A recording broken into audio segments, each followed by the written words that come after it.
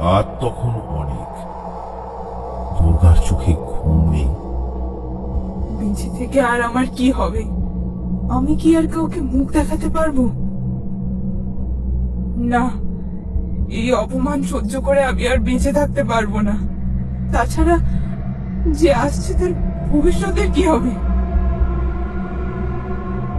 গভীর রাতে দুর্গা বেরিয়ে পড়ে।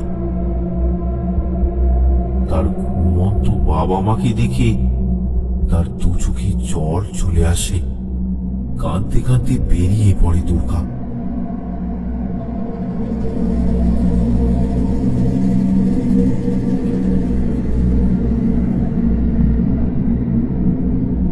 কিন্তু কিন্তু কি করব? হ্যাঁ, আমিও দাদুর মতো ওই গুমটির জঙ্গলে চলে যাব। ওখানে গেলেই তো শুনেছি সবাই মারা যায়। সেই মতো দুর্গা এগিয়ে যায় গুমটির জঙ্গলের দিকে। মাঝরাত, ফাঁকা রাস্তা। দুর্গা হেঁটে চলেছে। তার মনে আজ কোনো সংকোচ নেই। এক সময় হাঁটতে হাঁটতে সে এসে পৌঁছালো গুমটির জঙ্গলের ধারে। কি জানি কি হয় ওই জঙ্গলে। যাক, আমার আর কি। দুর্গা জঙ্গলের ভেতরে প্রবেশ করে। ঘন জঙ্গল। কতদিন যে এখানে কারো পা পড়েনি তা কি জানে। চারিদিকটা ভয়ঙ্কর অন্ধকার। দুর্গা এগিয়ে চলে, কিন্তু একটা কথা ভেবে সে খুব অবাক হয়। এই জঙ্গলে প্রবেশ করলেই নাকি লোক মারা যায়, কিন্তু সে কেন মরছে না? তাহলে তো ভারী মুশকিল। তাকে যে আজ মরতেই হবে।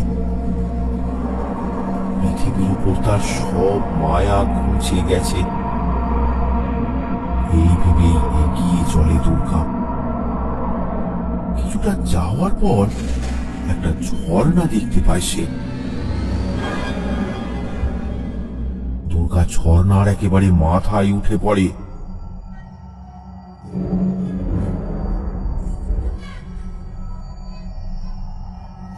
হ্যাঁ হ্যাঁ, এই ঝর্ণার উপর থেকেই ঝাঁপ দিয়ে আমাকে আত্মহত্যা করতে হবে। মা, বাবা, আমাকে তোমরা ক্ষমা করো। তারপর চোখ বন্ধ করে সেখান থেকে ঝাঁপ দেয়।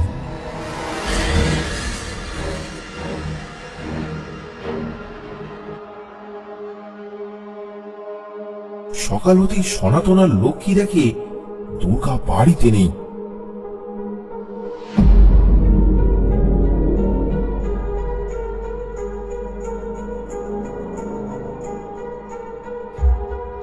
বাইরে বেরিয়ে তারা এদিক ওদিক খুঁজতে থাকে। দুর্গা, দুর্গা, কোথায় রে তুই? দুর্গা, এই দুর্গা, দুর্গা। তারা কোথাও দুর্গাকে দেখতে পায় না। সারা গ্রামে তারা খুঁজতে থাকে। দুর্গার নিখোঁজের ব্যাপারটা এবার গোটা গ্রামে ছড়িয়ে পড়ে। পাড়ার লোকেরা এখানে ওখানে জটলা বেঁধে আলোচনা করতে থাকে। কি আর করবে, দেখো কোথাও গিয়ে হয়তো বলাই করে দিয়েছে। মেয়েটা মেয়েটা বড্ড ভালো ছিল গো, কি যে তার সর্বনাশটা করলো। কি আবার ওই সময় জমিদারের বাচ্চা কালীপদ, এই যে আস্তে আস্তে আস্তে কালী শুনলে তোমার কি হাল হবে এখন ভেবে দেখেছো? আমরা কি কখনো ওই শয়তানের হাত থেকে মুক্তি পাবো না? আমার মেয়েটাকেও তো ওই শয়তানটা একইভাবে ভোগ করেছে। আমার মেয়েটাকে আমি ওর মামার বাড়ি রেখে দিয়ে এসেছি। এখানে থাকলে হয়তো ও আত্মহত্যা করতো।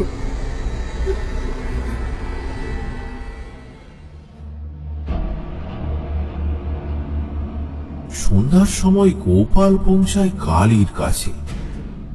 সেখানে কালী তখন মদ্যপানে ব্যস্ত।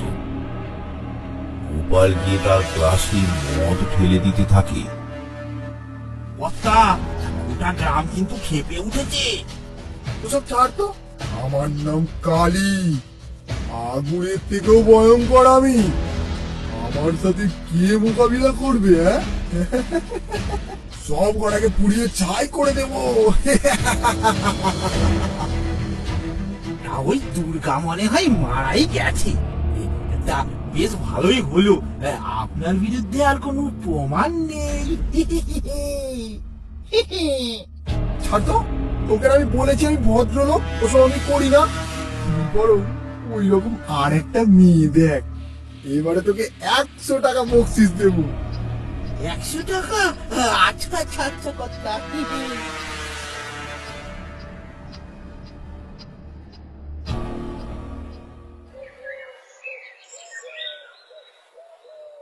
রাত পেরিয়ে সকাল হয়। ওইদিকে দুর্গা এখনো জীবিত। তাকে বাঁচায় এক তান্ত্রিক।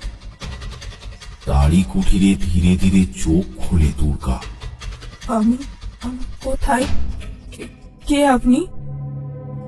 মা, আমি বংশীতান্ত্রিক। মা, তুমি কি আত্মহত্যা করতে চেয়েছিলে? হ্যাঁ বাবা, কিন্তু আপনি আমাকে কেন বাঁচালেন?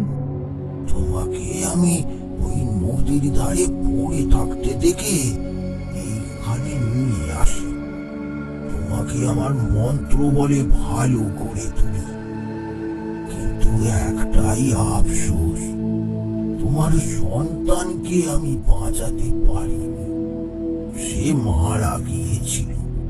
তাকে আমি মন্ত্র বলে বের করে তার সদ্গতি করে দিয়েছি। কিন্তু তুমি আত্মহত্যা করছিলে কেন মা? হ্যাঁ, আমি দুর্গা, এই পাশের গ্রামেই থাকি। পাশের গ্রাম? তা তোমার বাবার নাম কি বলো তো? সনাতন চক্রবর্তী।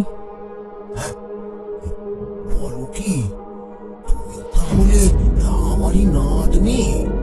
মানে আপনি আমার সেই হারিয়ে যাওয়া দাদু? হ্যাঁ মা, আমি। কিন্তু তুমি কেন আত্মহত্যা করছিলে সেটা তো বললে না।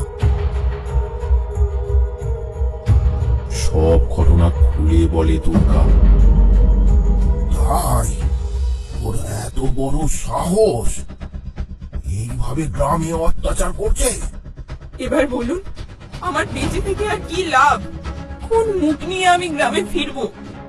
তোমার তো এতে কোনো দোষ নেই মা। তাহলে তুমি মরবে কেন? মরবে তো ওই কালী। যদি ও তোমাকে তোমার যোগ্য সম্মান না দেয়। কিন্তু ও যে ধনী, আমরা গরিব। সবাই কালীকে ভয় করে চলে। আমি আছি তোমার সাথে। চলো চলো ওই জমিদার বাড়িতে। এবার তারা দুজনে রওনা দেয় জমিদার বাড়ির দিকে।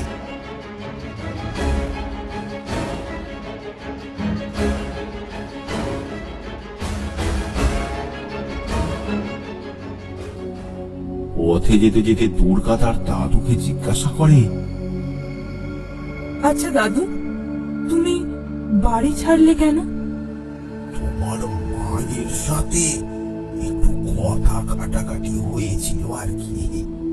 কিন্তু তখন তো বাড়িতে খাবার মতো কিছু ছিল না, তাই মায়ের মাথাটা গরম হয়ে গিয়েছিল।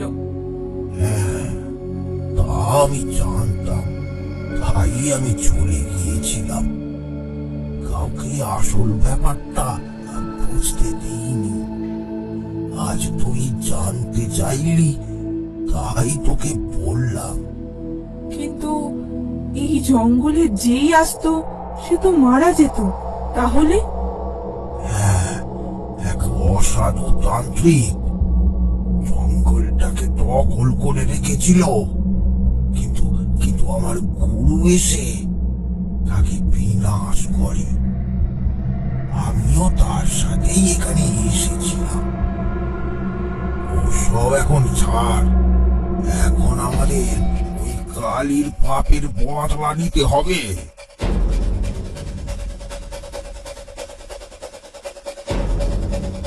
কিছুক্ষণ পরেই তারা এসে পৌঁছায় জমিদার বাড়িতে। কালীপদ আর লীলাবতী তখন একসাথেই ছিল। দুর্গা আর তার দাদু তাদের সামনে এসে দাঁড়ায়। তাদেরকে দেখে কালী আর তার মা চমকে ওঠে।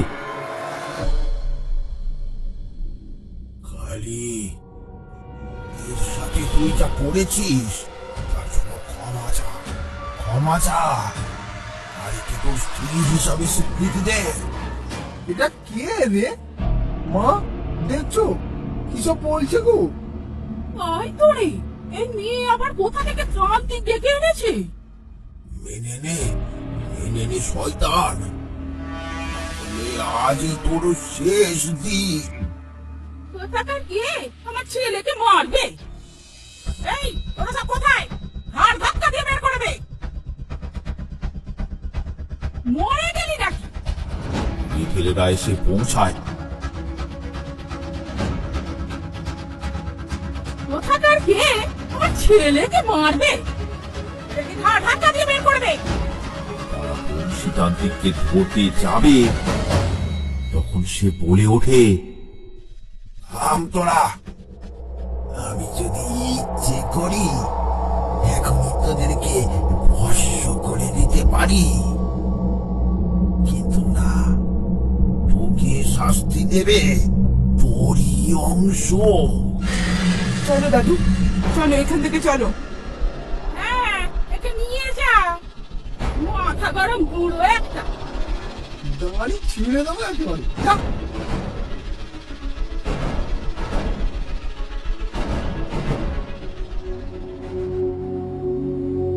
দাদুকে নিয়ে দুর্গা বাড়ি পৌঁছায়।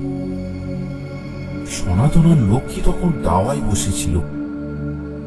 দুর্গাকে দেখে সনাতন দৌড়ে আসে।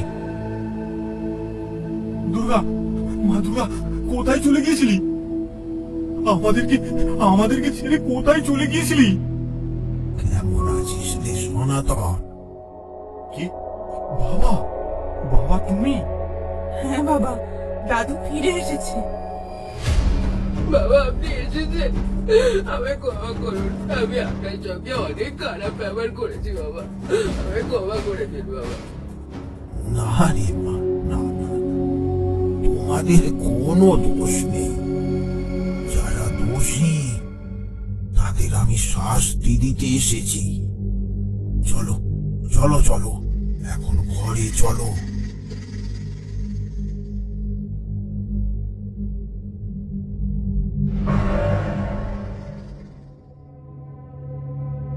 ঘরের ভেতরে গিয়ে বিছানায় বসে বংশীতান্ত্রিক। দুর্গা, লক্ষ্মী আর সনাতন মেঝেতেই বসে পড়ে। কি করে ওই পাপীর শাস্তি হবে? জানো মা, দাদুর এখন অনেক ক্ষমতা। দাদুই তো আমাকে মন্ত্র বলে রক্ষা করেছে, তাই নাকি? আসবার সময় আমরা গিয়েছিলাম ওই জমিদার বাড়ি। ও কোনো মতে কারো কথা মানবে না বাবা। হ্যাঁ, তাই আজ রাতেই ওদের ভবলীলা সাঙ্গ হবে। কিন্তু বাবা কি করে? আমরা যে দুর্বল। ওদের কিছুই করতে হবে না। যাকে পৃথিবীতে এনেছিল সেই মৃত সন্তানটাই তার মৃত্যুর বদলা নেবে। তোরা শুধু অপেক্ষা কর। গ্রামের সকলেই খবরটা পেয়ে যায়। তাদের মনে জেগে ওঠে একটা ক্ষীণ আশা। যদি তারা এই অত্যাচারী রাক্ষসের হাত থেকে মুক্তি পায়। শুনেছ নবীন, সনাতন তার বাবা নাকি ফিরে এসেছে। তাই ওই গুমটির জঙ্গল থেকে তো কেউ ফিরে আসে না। সেটাই তো, তার নাকি অনেক ক্ষমতা। সে ওই কালীকে শাস্তি দিবে বলে এসেছে। তাহলে চলো সবাই ওনাকে একটু দেখে আসি। তাই তাহলে ব্যাপারটা তো কালীবাবুকে জানাতে হবে, কিন্তু তার আগে আমি ওনাকে একবার দেখে আসি। গ্রামের সবাই চলল তান্ত্রিককে দেখতে। গোপালও চলল তাদের পিছু পিছু। বাবা, আপনি আমাদের ভরসা। ওই শয়তানটা আমার মেয়ের সাথেও খারাপ ব্যবহার করেছে। চিন্তা নেই, চিন্তা নেই, তোরা কাল সকালে জমিদার বাড়িতে গিয়ে দেখবে ওদের কি হাল হলো।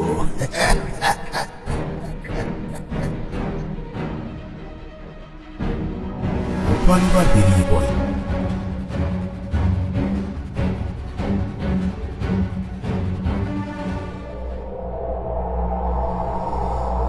নির্জন রাস্তা। আজ হঠাৎ করে তার গাটা যেন কেমন ছমছম করছে। সামনে যেন তার জন্য অপেক্ষা করছে একটা ভয়ঙ্কর বিপদ।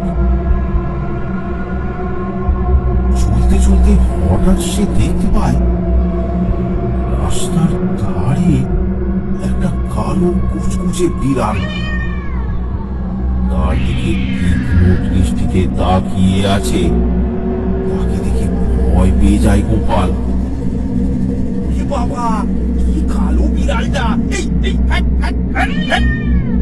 বিড়ালটা ম্যাও ম্যাও করে সেখান থেকে সরে যায়। গোপাল চলতে থাকে। দূর থেকে শোনা যাচ্ছে হায়নার হাসি। মাঝে মাঝে ভেসে আসছে শিয়ালের ডাক। তাও গোপাল সাহস করে এগিয়ে চলেছে।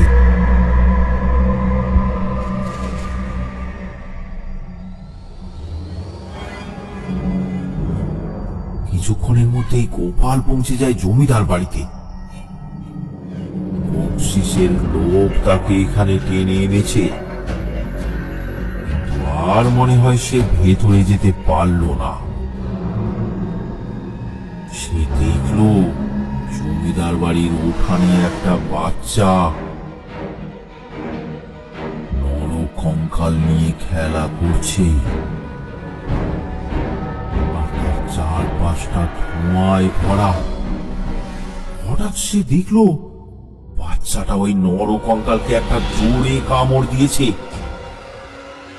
আর নরকঙ্কালটা ছটফট করতে করতে তারই দিকে এগিয়ে আসছে।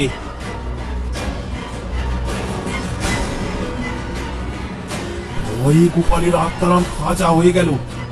সে কোনো রকমে সেখান থেকে দৌড় লাগালো বাড়ির উদ্দেশ্যে।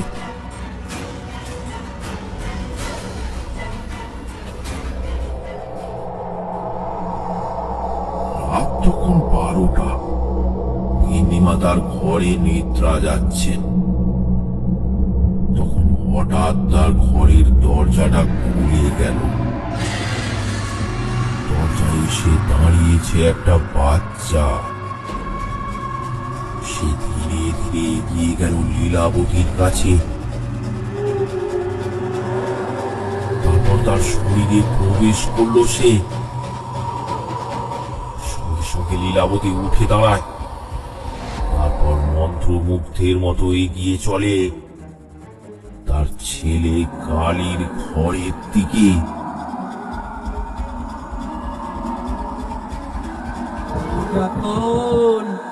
দরজা খোল,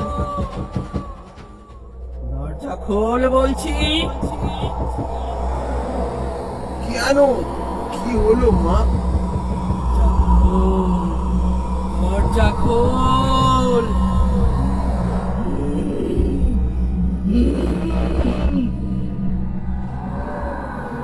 উফ, জ্বালিয়ে খেলে।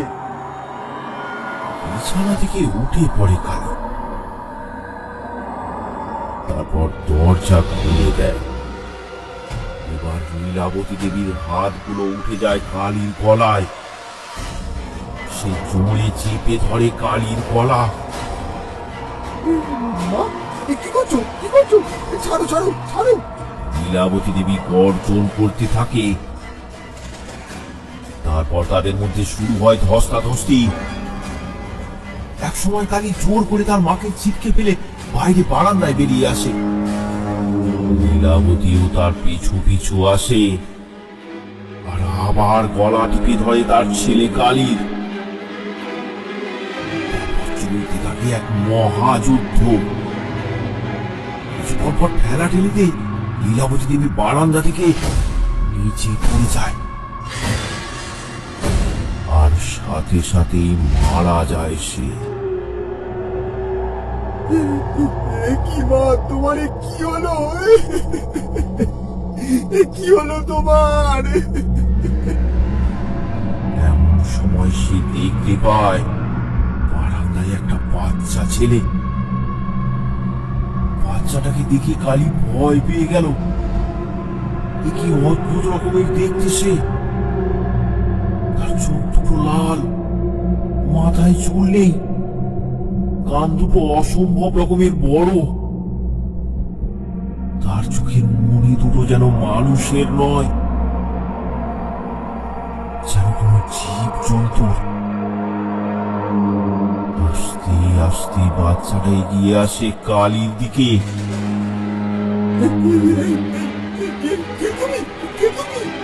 তখনই কালী হাওয়ায় ভাসতে শুরু করে, তারপর ধীরে ধীরে জমিদার বাড়ির উঠানে চলে আসে। সেখানে সে শূন্যে ভাসতে থাকে আর চিৎকার করতে থাকে। কে তুমি? কে তুমি? আমায় মেরো না, আমায় মেরো না। আমি তোমায় অনেক টাকা দেবো, অনেক টাকা দেবো। আমায় মেরো না, আমায় মেরো না। তার চিৎকার শুনে লেঠেলরাও সেখানে এসে উপস্থিত হয়। কিন্তু এই অদ্ভুত ভুতুড়ে দৃশ্য দেখে তারা সেখান থেকে দৌড় দেয়।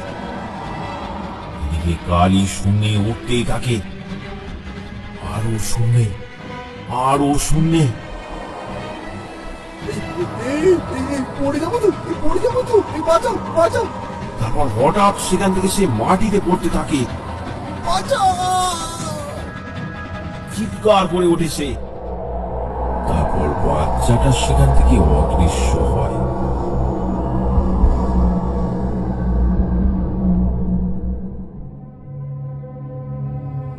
সকালে তান্ত্রিকের কথা মতো গ্রামবাসীরা জমিদার বাড়িতে এসে উপস্থিত হয়। তারা দেখে মা আর ছেলে পাশাপাশি মরে পড়ে আছে। জমিদার বাড়িতে আর কেউই নেই, লিটলরাও পালিয়েছে। তাদের মন আনন্দে ভরে ওঠে। দেখো বিনয়, সত্যি বাবা আমাদেরকে বাঁচিয়েছেন। ধন্য বাবা, তুমি ধন্য। আমাদের এত বছরের দুঃখের আজ অবসান হলো।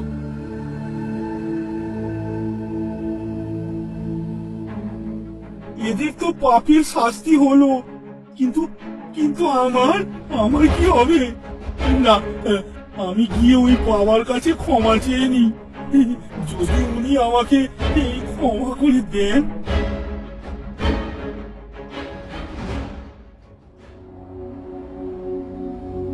গ্রামের সবাই পৌঁছালো সনাতনের বাড়ি। ধন্য বাবা, তুমি ধন্য।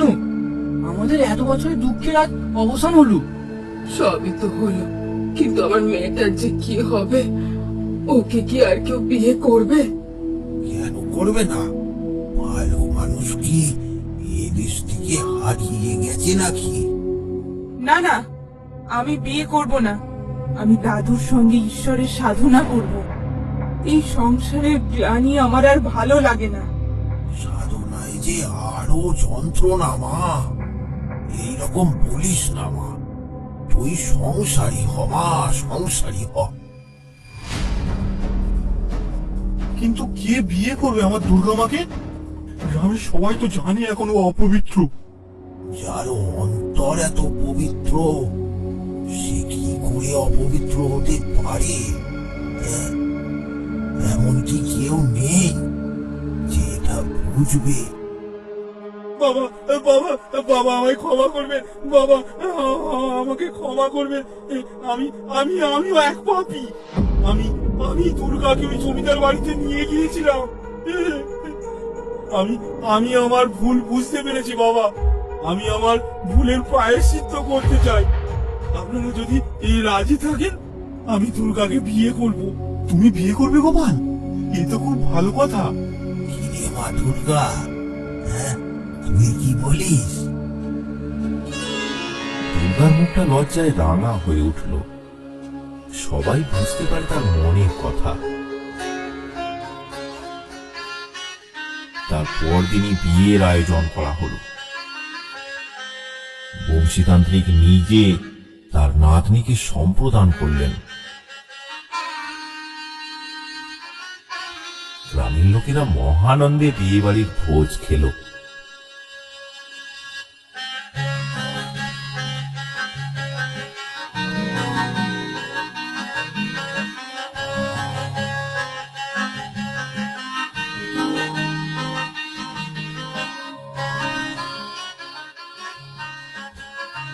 আরো ভয়ানক গল্প পেতে আমাদের চ্যানেলটি সাবস্ক্রাইব করুন আর কমেন্ট করে জানাতে ভুলবেন না।